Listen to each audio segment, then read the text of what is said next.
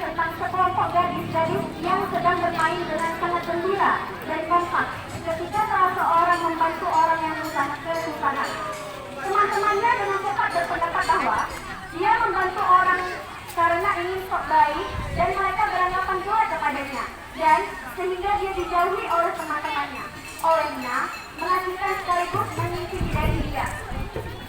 Konflik ini akan kamu perlihatkan dengan beberapa gerakan yang akan terlihat dramatis, dan di akhir konflik tersebut, teman-temannya yang memang ingin membantu orang-orang merupakan kembali berteman dengan baik. Nada.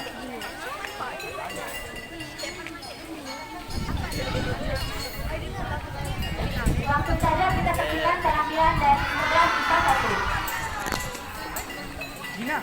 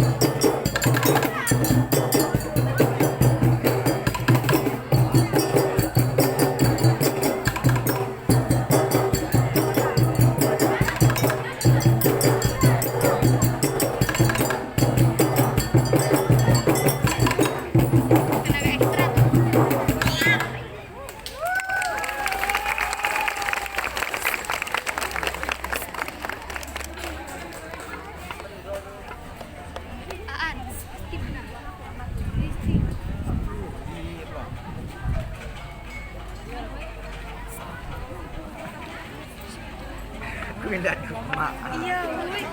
Pak aku ya. Kenapa ada? Ada di